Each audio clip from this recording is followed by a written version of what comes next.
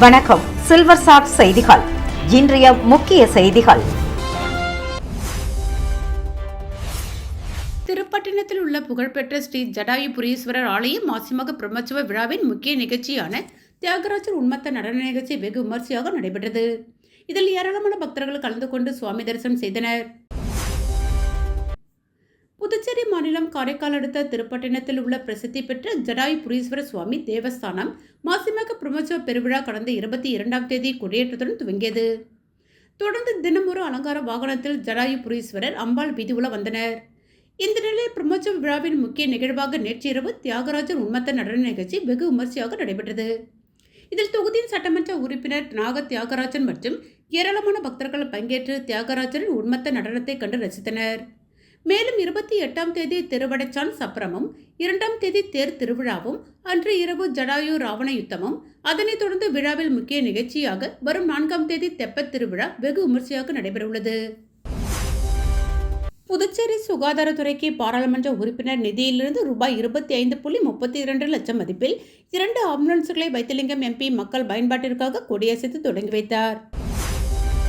புதுச்சேரி கிராமப்புறத்தில் உள்ள ஆரம்ப சுகாதார நிலையங்களுக்கு சிகிச்சை பெற வரும் நோயாளிகளில் மேல் சிகிச்சைக்காக தேவைப்படுபவர்களை உடனடியாக புதுச்சேரி நகரத்தில் உள்ள இந்திரா காந்தி அரசு பொது மருத்துவமனை, கதிர்காமம் அரசு மருத்துவக் கல்லூரி, ஜிப்மர் ஆகிய மருத்துவமனைகளுக்கு அழைத்துச் செல்ல 2 ஆம்புலன்ஸ் வாங்கித் தரும்படி புதுச்சேரி சுகாதாரத்துறை பாராளுமன்ற புதுச்சேரி மக்களவை உறுப்பினர் வைத்திலிங்கம் அவர்களிடம் கோரிக்கை வைத்தது.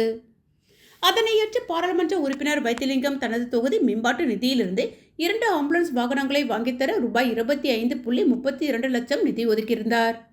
அதில் வாங்கப்பட்ட 2 ஆம்புலன்ஸ் வாகனங்கள் சுகாதாரத்துறையிடம் ஒப்படைக்கும் நிகழ்ச்சி இன்று நடைபெற்றது. சுகாதாரத்துறை இயக்குநர் அலுவலகத்தில் நடைபெற்ற இந்நிகழ்ச்சியில் பாராளுமன்ற உறுப்பினர் வைத்திலிங்கம் கலந்து கொண்டு ஆம்புலன்ஸ் வாகனங்களை ஒப்படைத்தார். இந்த நிகழ்ச்சியில் புதுச்சேரி சட்டமன்ற காங்கிரஸ் கட்சித் தலைவர் வைத்தியநாதன், முன்னாள் துணை சபாநாயகர் TPR செல்வம், சுகாதாரத்துறை இயக்குநர் செவ்வேல் மற்றும் துணை இயக்குநர்கள் உள்ளிட்ட உயர் அதிகாரிகள் கலந்து கொண்டனர். லாஸ்பேட்டை சட்டமன்ற தொகுதியில் புதிய சாலை மற்றும் கழிவுநீர் வாய்க்கால் அமைப்புக்கான பூமி பூஜை விழா வெற்றிகரமாக நடைபெற்றது. லாஸ்பேட்டை சட்டமன்ற தொகுதிக்குட்பட்ட சாந்தி நகர், குறிஞ்சி நகர் மற்றும் ஜீவானந்தபுரம் பகுதிகளில் புதிய சிமெண்ட் சாலை மற்றும் கழிவுநீர் வாய்க்கால் அமைப்புக்கான பூமி பூஜை விழா சட்டமன்ற உறுப்பினர் வைத்தியநாதன் தலைமையில் வெற்றிகரமாக நடைபெற்றது. சாந்தி நகர் பாண்டியன் வீதி பகுதியில் புதிய சிமெண்ட் சாலை மற்றும் கழிவுநீர் வாய்க்கால் பணிகளை ரூபாய் 19,29,000 மதிப்பில் அமைக்கும் பணிக்கான பூமி பூஜை விழா நடைபெற்று மக்கள் பெருமளவு கலந்து கொண்டனர். தொடர்ந்து குறிஞ்சி நகர் கற்பக விநாயகர் கோவில் தெருப்பகுதியில் புதிய சிமெண்ட் சாலை மற்றும் கழிவுநீர் வாய்க்கால் பணிகளை ரூபாய் 6,68,000 மதிப்பில் அமைக்கும் பூமி பூஜை நடைபெற்றது. இதில் அங்கு வசிக்கும் பொதுமக்கள் மற்றும் அரசு அதிகாரிகள் கலந்து கொண்டு விழாவை சிறப்பித்தனர். 3வது நிகழ்வு ஜீவானந்தபுரம் அன்னை பிரியதர்ஷினி வீதி மிச்சர் கம்பெனி அருகில் பகுதியில் புதிய கழிவுநீர் இணைப்பு தொட்டி அமைப்புக்கான பூமி பூஜை விழா நடைபெற்றது. பொதுப்பணித்துறை சார்பில் நடைபெற்று வந்த இந்த பணிகளின் மூலம் இங்கு குடிநீர் மற்றும் கழிவுநீர் வசதிகள் மேம்படுத்தப்படும் என்பது குறிப்பிடத்தக்கது. விழாவில் கலந்து கொண்ட பொதுமக்கள் மற்றும் அதிகாரிகள் நிகழ்வை அன்புடன் பின்தொடர்ந்து புதிய அடிப்படை வசதிகள் விரைவில் மக்களுக்கு பயன்படும் என்பதை உறுதிப்படுத்தினர். தேர்தல் நேரத்தில் மட்டும் வந்து திட்டங்களை அறிவித்துவிட்டு செயல்படுத்தாமல் கிடப்பில் போடுவது வாடிக்கையான ஒன்று என பிரதமர் வருகை குறித்து முன்னாள் முதல்வர் நாராயணசாமி விமர்சனம் செய்துள்ளார். இது தொடர்பாக செய்தியாளர்களிடம் பேசிய அவர், புதுச்சேரிக்கு 5 ஆண்டுகளுக்கு பிறகு பிரதமர் மோடி வருகிறார். கடந்த 2016 காங்கிரஸ் திமுக ஆட்சியில் 50 ஏக்கரில் சேதராப்பட்டில் உடல் உறுப்பு மாற்று அறுவை சிகிச்சை மையம் அமைக்க நடவடிக்கை எடுத்து ரூபாய் 900 கோடி நிதி ஒதுக்கப்பட்டது. ஆனால் NR காங்கிரஸ் பாஜக அரசு பொறுப்பேற்ற பிறகு தேவையில்லை என்று ரத்து செய்துவிட்டனர். தற்போது 5 ஆண்டுகளுக்கு பிறகு பிரதமர் அடிக்கல் நாட்ட வருகிறார். அதேபோல் உலகத்தரம் வாய்ந்த நீச்சல் குளம், ஸ்டேடியத்தில் செயற்கை ஓடுதளம் ஆகியவை எங்கள் ஆட்சியில் செயல்படுத்தி கொண்டு வந்த திட்டங்களை தற்போது பிரதமர் திறந்து வைக்கிறார். இது புதிய திட்டமல்ல, இது எங்களின் சாதனை. பாஜக NR காங்கிரஸ் எங்கள் சாதனை என பொய் சொல்லக்கூடாது என்றார். தேர்தல் சமயத்தில் அறிவிப்புகளை பிரதமர் மோடி அறிவித்து கிடப்பில் போடுவது வழக்கம். மாநில அந்தஸ்து, நிதி கமிஷன் சேர்ப்பது உள்ளிட்ட விஷயங்களை பற்றி ஏதும் சொல்லவில்லை என்றும் நாராயணசாமி கூறினார். இந்தியா கூட்டணி வெற்றி முகத்தில் இருக்கிறது. தோல்வி பயத்தில் பாஜக NR காங்கிரஸ் உள்ளது. இதனால்தான் பிரதமர், உள்துறை அமைச்சர் புதுச்சேரிக்கு வருகிறார்கள் என நாராயணசாமி தெரிவித்தார். காலாப்பட்டு நவோதயா பள்ளிக்கு இமெயில் மூலம் வெடிகுண்டு மிரட்டல் வந்ததை அடுத்து போலீசார் தீவிர சோதனையில் ஈடுபட்டனர். மத்திய அரசின் கட்டுப்பாட்டில் உள்ள காலாப்பட்டு ஜவஹர் நவோதயா வித்யாலயா பள்ளி இமெயில் ஐடிக்கு நேற்று காலை 9 மணிக்கு வெடிகுண்டு மிரட்டல் செய்தி வந்திருந்தது. இதை கண்டு அதிர்ச்சியடைந்த ஆசிரியர்கள் உடனடியாக காலாப்பட்டு போலீசாருக்கு தகவல் தெரிவித்தனர். இதையடுத்து முதல்பட்ட inspector Dhanaselvam, Kalapattu sub inspector Kumar மற்றும் போலீசார் பள்ளிக்கு விரைந்து சென்று சோதனையில் ஈடுபட்டனர். தொடர்ந்து தீயணைப்புத்துறை, வெடிகுண்டு நிபுணர்கள், மோப்பனாய் வரவழைக்கப்பட்டு பள்ளியின் அனைத்து இடங்களிலும் தீவிர சோதனை மேற்கொள்ளப்பட்டது. காலை 10:30 மணி முதல் 1:15 மணி வரை நடந்த சோதனையில் வெடிகுண்டு மிரட்டல் வதந்தி என்பது தெரியவந்தது. புதுச்சேரியில் 50 வயதை நிறைவு செய்த தகுதியான மீனவர்கள் அனைவருக்கும் ஓய்வூதியம் வழங்க புதுச்சேரி அரசு அரசாணை வெளியிட்டுள்ளது. இதுகுறித்து மீனவர் நலத்துறை அமைச்சர் லட்சுமி நாராயணன் அலுவலகம் வெளியிட்டுள்ள செய்திக்குறிப்பில், புதுச்சேரி முதல்வர் ரங்கசாமி சட்டப்பேரவையில் அறிவித்தபடி இனி புதுச்சேரி யூனியன் பிரதேசத்தை சேர்ந்த விசைப்படகு உரிமையாளர்களுக்கு ஓய்வூதியம் வழங்குவதற்கு தடையாக இருந்த விதிகள் புதுச்சேரி அரசால் நீக்கப்பட்டு புதன்கிழமை ஆணை வெளியிடப்பட்டுள்ளது. அதன்படி இனிவரும் காலங்களில் 50 வயதை கடந்த தகுதி வாய்ந்த அனைத்து மீன்பிடி விசைப்படகு உரிமையாளர்களுக்கும் மீனவர் ஓய்வூதியம் வழங்கப்படும். தற்போது புதுச்சேரி பகுதியைச் சேர்ந்த 50 வயதை நிறைவடைந்த 323 மீனவர்களுக்கு இவ்வாண்டு புதிதாக ஓய்வூதியம் வழங்கப்பட உள்ளது. மேலும் முதல்வரால் சட்டப்பேரவையில் அறிவிக்கப்பட்டதை தொடர்ந்து மீன்வளத்துறையின் மூலம் ஓய்வூதியம் பெறும் மீனவர் இறந்துவிட்டால் அவரது வாரிசுதாரருக்கு வழங்கப்பட்டு வந்த ஈமச்சடங்கு உதவித்தொகையான ரூபாய் 15,000 தற்போது ரூபாய் 20,000 உயர்த்தப்படுகிறது. இதற்கான ஆணையம் பிறப்பிக்கப்பட்டுள்ளது. 2025-2026 ஆண்டுக்கான மழைக்கால நிவாரணமாக தலா ரூபாய் 6,000 வீதம் 328 மீனவ குடும்பங்களுக்கு ரூபாய் 19.68 லட்சம் அவரவர் வங்கிக் கணக்கில் செலுத்தப்பட்டது என குறிப்பிடப்பட்டுள்ளது. நேரு எம்எல்ஏ தொடர் முயற்சியால் சீரமைக்கப்பட்ட சமுதாய நலக்கூடத்தை முதலமைச்சர் ரங்கசாமி திறந்து வைத்தார். உருளன்பேட்டை தொகுதி ஐனார் கோவில் வீதியில் ஆதி திராவிட நலத்துறை நிதியின் மூலம் சமுதாய நலக்கூட கட்டிடம் கட்டப்பட்டு மின் இணைப்பு, குடிநீர் இணைப்பு இன்றி பயன்பாடற்ற நிலையில் 2021 திறக்கப்பட்டது. சமுதாய நலக்கூடத்தை முழுமையாக மக்கள் பயன்பாட்டிற்கு கொண்டு வர தொகுதி எம்எல்ஏ நேரு தொடர் முயற்சி எடுத்தார். புதிதாக மின் இணைப்பு, குடிநீர் இணைப்பு பெறப்பட்டு நகராட்சி வசம் ஒப்படைக்கப்பட்டு புதிதாக வர்ணம் தீட்டி மீண்டும் பொதுப்பொலிவுடன் சீரமைக்கப்பட்டது.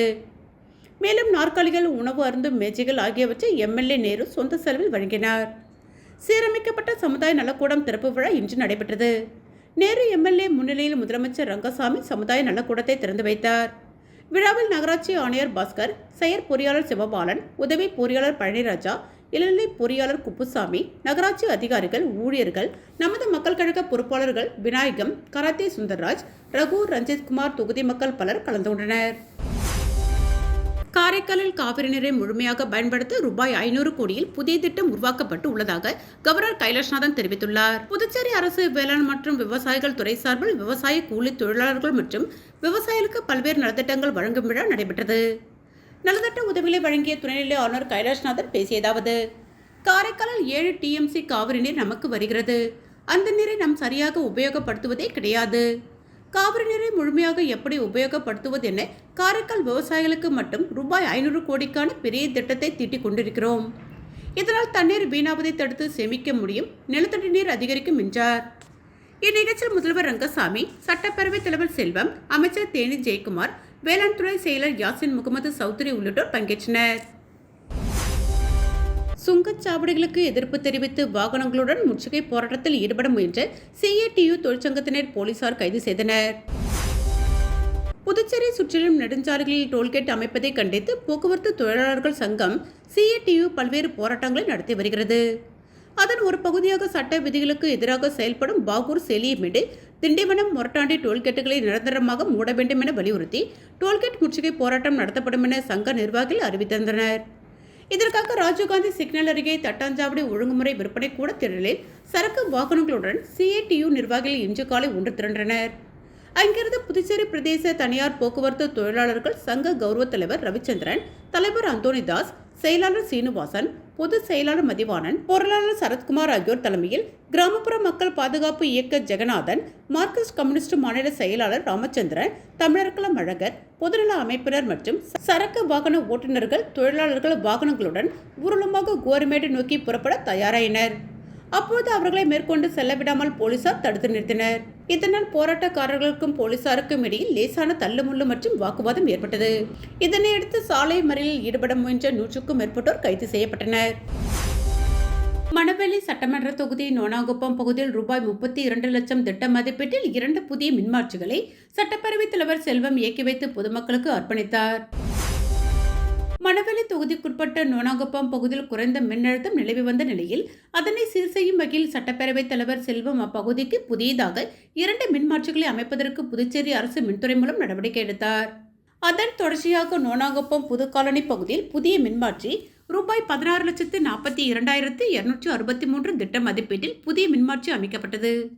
மேலும் மத்திய அரசின் RDSS திட்டத்தின் கீழ் ரூபாய் 16 லட்சம் திட்ட மதிப்பீட்டின் கீழ் நோனாங்குப்பம் மாத்தங்கரை பகுதியில் புதிய மின்மாற்றி அமைக்கப்பட்டது. இந்த புதிய மின்மாற்றிகளை பொதுமக்களுக்கு அர்ப்பணிக்கும் வகையில் சட்டப்பேரவைத் தலைவர் செல்வம் இன்று நடைபெற்ற நிகழ்ச்சியில் புதிய மின்மாற்றிகளை இயக்கி வைத்து பொதுமக்களுக்கு அர்ப்பணித்தார்.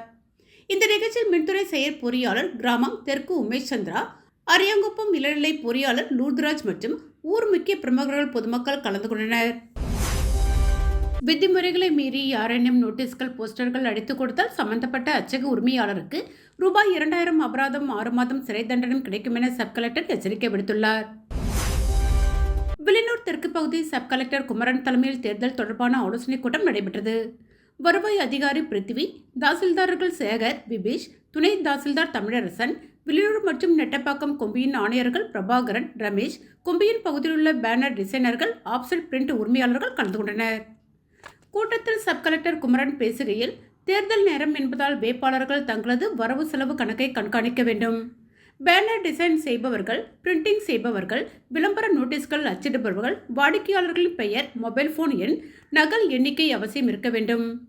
வாடிக்கையாளர்களிடம் படிவம் A பூர்த்தி செய்து வாங்க வேண்டும். இந்த விதிமுறைகளை மீறி யாரேனும் நோட்டீஸ்கள் அடித்துக் கொடுத்தால் சம்பந்தப்பட்ட அச்சக உரிமையாளருக்கு ரூபாய் 2000 அபராதம் 6 மாதம் சிறை தண்டனை கிடைக்கும் என்றார். புதுச்சேரி காவல்துறையில் புதிதாக தேர்வு செய்யப்பட்ட 112 காவலர்களுக்கு பணி நியமன ஆணையினை கவர்னர் கைலாஷ்நாதன், முதலமைச்சர் ரங்கசாமி வழங்கினர். புதுச்சேரியில் காவலர் பணிக்கு 125 பேர் தேர்வு செய்யப்பட்டு கடந்த 10ஆம் தேதி முடிவுகள் வெளியிடப்பட்டன. இதில் 112 பேருக்கு பணி நியமன ஆணைகள் வழங்கும் விழா கம்பன் கலையரங்கில் நடைபெற்றது. மீதமுள்ள 13 பேருக்கு தேர்வுக்குழுவின் பரிசீலனைக்கு பிறகு பணி நியமன ஆணை வழங்கப்பட உள்ளது. இந்த பணி நியமன ஆணையை துணைநிலை ஆளுநர் கைலாஷ்நாதன், முதல்வர் ரங்கசாமி ஆகியோர் வழங்கினர். இந்த நிகழ்ச்சியில் உள்துறை அமைச்சர் நமச்சிவாயம், சட்டப்பேரவைத் தலைவர் செல்வம், MLA அனிபால் கென்னடி, காவல்துறை தலைவர் ஷாலினி சிங், துணைத் தலைவர் சத்யசுந்தரம் உள்ளிட்டோர் பங்கேற்றனர். தமிழக முதல்வர் ஸ்டாலின் பிறந்தநாளை முன்னிட்டு மங்கலம் தொகுதி சிவராந்தகம் பகுதியில் SS ரங்கன் ஏற்பாட்டில் நலத்திட்ட உதவிகள் வழங்கும் நிகழ்ச்சி எதிர்க்கட்சித் தலைவர் சிவா MLA தொடங்கி வைத்தார். புதுச்சேரி மாநில திராவிட முன்னேற்றக் கழகத்தின் மாநில அமைப்பாளர் சிவா MLA தலைமையில் மங்கலம் தொகுதியில் திராவிட முன்னேற்றக் கழகத்தில் புதியதாய் இணைந்துள்ள SS ரங்கன் மற்றும் சத்யா ஆகியோர்களை அறிமுகப்படுத்திய திராவிட முன்னேற்றக் கழகத்தின் தலைவர் MK ஸ்டாலின் பிறந்தநாளை முன்னிட்டு பொதுமக்களுக்கு பரிசு பொருட்கள் வழங்கும் நிகழ்ச்சியை தொடங்கி வைத்தார். முன்னதாக எதிர்க்கட்சித் தலைவர் சிவா கட்சிக்கொடி ஏற்றியதை தொடர்ந்து நிர்வாகிகள் அறிமுகம் செய்து பொதுமக்களுக்கு நலத்திட்ட உதவிகளை வழங்கி தொடங்கி வைத்தார். இந்த நிகழ்ச்சியில் மாநில நிர்வாகிகள் முன்னாள் MLA மூர்த்தி, மாநில பொதுக்குழு உறுப்பினர் அமுதா குமார், மாநில ஊடகப்பிரிவு அமைப்பாளர் புஷ்பலதா, ஊசுடு தொகுதி செயலாளர் பாண்டியன் உட்பட பலர் கலந்து கொண்டனர். புதுச்சேரியில் கஞ்சா விற்பனையில் ஈடுபட்ட 2 இளைஞர்களை கைது செய்த போலீசார் அவர்களிடமிருந்து ரூபாய் 12,000 மதிப்புள்ள கஞ்சாவை பறிமுதல் செய்தனர். புதுச்சேரி நெட்டப்பாக்கம் காவல் நிலைய எல்லைக்குட்பட்ட மடுகரை முளப்பாக்கம் பிரதான சாலையில் சப் இன்ஸ்பெக்டர் வீரபுத்திரன் தலைமையிலான போலீசார் ரோந்து பணியில் ஈடுபட்டிருந்தனர். அப்போது சந்தேகப்படும்படி நின்றிருந்த 2 இளைஞர்களை போலீசார் பிடித்து விசாரணை செய்தபோது அவர்கள் முன்னுக்கு பின் முரணாக பதிலளித்ததால் சந்தேகமடைந்த போலீசார் அவர்களை சோதனை செய்தபோது கஞ்சா மறைத்து வைத்திருந்தது தெரியவந்தது. இதனையடுத்து அவர்களை காவல் நிலையம் அழைத்துச் சென்று விசாரணை நடத்தியதில் மடுகரை முத்து நகரை சேர்ந்த ஹேமநாத் வயது 18, தமிழக பகுதியான சிறுவந்தாடு காந்தி நகரை சேர்ந்த ஜெயசீலன் வயது 18 என்பதும் இளைஞர்கள் மற்றும் கல்லூரி மாணவர்களுக்கு கஞ்சா விற்பனை செய்தது தெரியவந்தது. இருவர் மீதும் வழக்கு பதிவு செய்து கைது செய்த போலீசார் அவர்களிடமிருந்து ரூபாய் 12,000 மதிப்புள்ள கஞ்சாவை பறிமுதல் செய்தனர். பின்னர் இருவரையும் நீதிமன்றத்தில் ஆஜர்படுத்தி சிறையில் அடைத்தனர். என்ஆர் காங்கிரஸ் பிரமுகரும் காமாட்சி அம்மாள் அறக்கட்டளை நிறுவனருமான ரவிக்குமார் பிறந்தநாளை ஒட்டி மங்கலம் தொகுதிக்குட்பட்ட கோட்டைமேடு பகுதியில் பொதுமக்களுக்கு நலத்திட்ட உதவிகளை வழங்கினார். புதுச்சேரி மாநிலம் மங்கலம் சட்டமன்ற தொகுதியில் காமாட்சி அம்மாள் அறக்கட்டளை நிறுவனர் ரவிக்குமார் பிறந்தநாளை முன்னிட்டு மங்கலம் தொகுதி முழுவதும் பொதுமக்களுக்கு நலத்திட்ட உதவிகளை வழங்கி வருகிறார். அதன் ஒரு பகுதியாக மங்கலம் சட்டமன்ற தொகுதிக்குட்பட்ட கோட்டைமேடு பகுதியில் என்ஆர் காங்கிரஸ் பிரமுகரும் காமாட்சி அம்மாள் அறக்கட்டளை நிறுவனருமான ரவிக்குமார் பிறந்தநாளை ஒட்டி நலத்திட்ட உதவிகள் வழங்கும் நிகழ்ச்சி நடைபெற்றது. இதில் காமாட்சி அம்மாள் அறக்கட்டளை நிறுவனர் ரவிக்குமார் கலந்து கொண்டு கோட்டைமேடு பகுதியில் அமைந்துள்ள கோவிலில் சுவாமி தரிசனம் செய்தார். இதனைத் தொடர்ந்து ஆலயத்தில் அவருக்கு பரிவட்டம் கட்டி மரியாதை செய்யப்பட்டது. இதனைத் தொடர்ந்து அப்பகுதி மக்களுக்கு நலத்திட்ட உதவிகளை வழங்கினார். அருகில் முன்னாள் சேர்மன் பாலமுருகன், ஆனந்த சங்கர், செல்வம், மாறன், ராஜேந்திரன், ராமசாமி மற்றும் கோட்டைமேடு பகுதி ஊர் பஞ்சாயத்து நிர்வாகிகள் பலர் கலந்து கொண்டனர். இத்துடன் சில்வர் சாட் செய்திகள் நிறைவு பெற்றன. வணக்கம்.